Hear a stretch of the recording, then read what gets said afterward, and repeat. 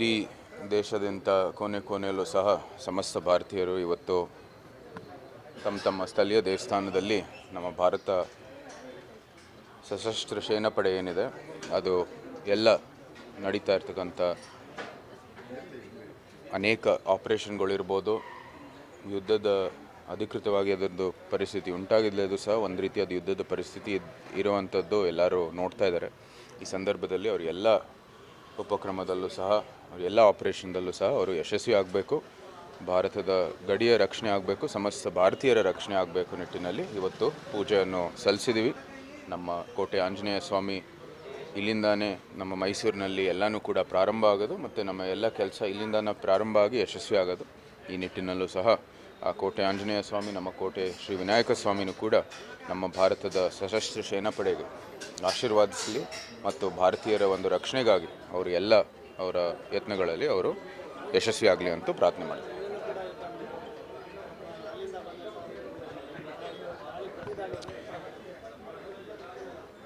ನಿರೀಕ್ಷೆಯಂತೆ ಪಾಕಿಸ್ತಾನನೂ ಸಹ ಪ್ರತಿಕ್ರಿಯೆ ಒಂದು ಪ್ರಯತ್ನ ಮಾಡಿದ್ದಾರೆ.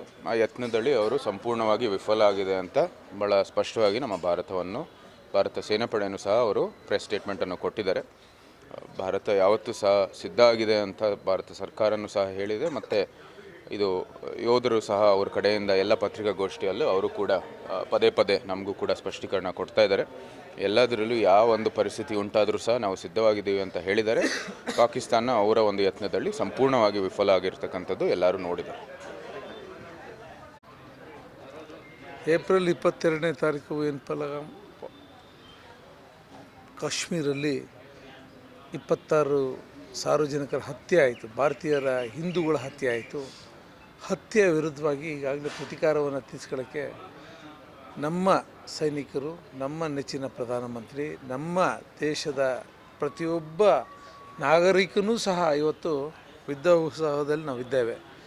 ಮೊನ್ನೆ 9 ಉಗ್ರ ಬಂಕರ್ಗಳನ್ನ ಒಡೆದಾಕಿ, ಕಾಂಪ್ಲೆಕ್ಸ್ಗಳನ್ನ ಒಡೆದಾಕಿದ್ರು. ಅದರ ಪ್ರತೀಕಾರವನ್ನು ತೀರಿಸ್ಕೊಳ್ಳೋಕ್ಕೆ ಮುಂದಾದಂಥ ಪಾಕಿಸ್ತಾನದ ವಿರುದ್ಧ ನಿನ್ನೆ ಇಡೀ ಪ್ರಪಂಚ ನೋಡೋ ರೀತಿಯಲ್ಲಿ ನಮ್ಮ ಸೈನಿಕರು ತಕ್ಕ ಉತ್ತರವನ್ನು ಕೊಟ್ಟಿದ್ದಾರೆ.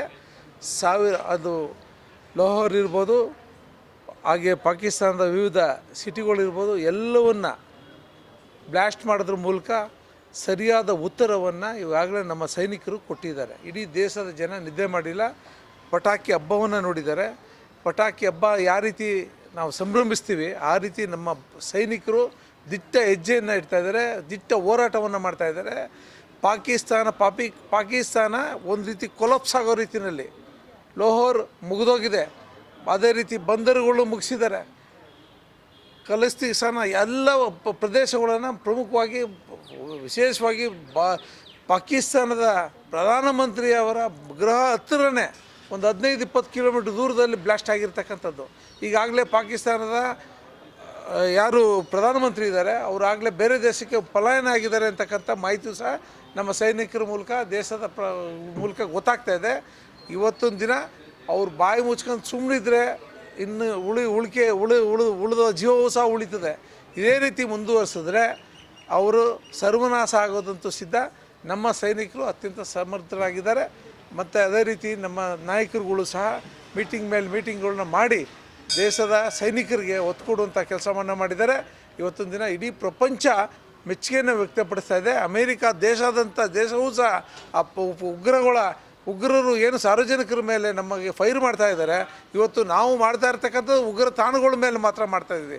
ಇನ್ನು ಪಾಕಿಸ್ತಾನದ ಮೇಲೆ ನೇರವಾಗಿ ಸಾರ್ವಜನಿಕರ ಮೇಲೆ ನಾವು ಅವ್ರ ಮೇಲೇನು ಪ್ರಾಣಹಾನಿ ಮಾಡುವಂಥ ಕೆಲಸ ನಮ್ಮ ಸೈನಿಕರು ಮಾಡ್ತಾ ಇಲ್ಲ. ಎಲ್ಲೆಲ್ಲಿ ಉಗ್ರರಿದ್ದಾರೆ ಆ ಒಂದು ಉಗ್ರರು ಮತ್ತು ನಮಗೆಲ್ಲಿ ದಾಳಿ ಮಾಡೋಕ್ಕೆ ನಿಂತಿದ್ದಾರೆ ಅಂಥ ಕಡೆ ಮಾತ್ರ ನಾವು ಇನ್ನೂ ಸಹ ಈಗ ಟ್ರಯಲ್ ಅಷ್ಟೇ.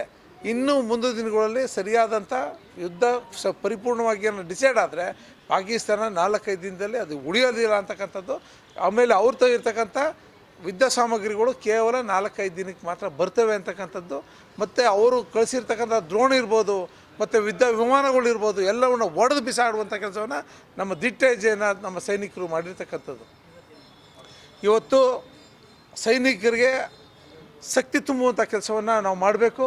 ನಮ್ಮ ದೇಶದ ಜನಕ್ಕೆ ಒಳ್ಳೆಯದಾಗಬೇಕು, ದೇಶದ ಪ್ರತಿ 140 ಕೋಟಿ ಜನರಿಗೂ ಸಹ ಒಳ್ಳೆಯದಾಗಬೇಕು ಅನ್ನೋ ದೃಷ್ಟಿಯಿಂದ ನಾವು ಇವತ್ತು ಹನುಮ ಚಾಲಿಸೆಯನ್ನು ಓದಿದ್ವಿ ಮತ್ತು ನಂತರದಲ್ಲಿ ಹನುಮಂತನ ದರ್ಶನವನ್ನು ಮಾಡಿ ಆ ಭಗವಂತನಲ್ಲಿ ಸೈನಿಕರಿಗೆ ಬಲವನ್ನು ತುಂಬುವಂಥ ಕೆಲಸವನ್ನು ಆ ಭಗವಂತ ಮಾಡಲಿ.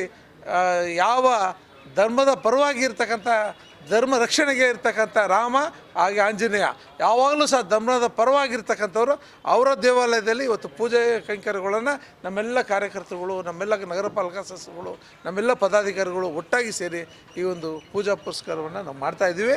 ಇವತ್ತೊಂದು ದಿನ ಈ ಯುದ್ಧವನ್ನು ನಿಲ್ಲಿಸುವಂಥದ್ದು, ಶಾಂತಿ ಅಂತಕ್ಕಂಥದ್ದು ನಮ್ಮ ದೇಹ, ಭಾರತದ ದೇಹ. ಆದರೆ ಅದಕ್ಕೆ ವಿರುದ್ಧವಾಗಿ ತದ್ವಿರುದ್ಧವಾಗಿ ನಡ್ಕೊಂಡ್ರೆ ಅದಕ್ಕೆ ಪ್ರತಿಯಾಗಿ ನಮ್ಮ ಸೈನಿಕರು ತಕ್ಕ ಉತ್ತರವನ್ನು ಕೊಡ್ತಾರೆ. ಈ ಯುದ್ಧವನ್ನು ಕೇವಲ 10 ದಿನದಲ್ಲಿ ಮುಗಿಸ್ತಾರೆ ನಮ್ಮ ಸೈನಿಕರು ಅಂತಕ್ಕಂಥ ವಿಶ್ವಾಸ ನಮಗಿದೆ.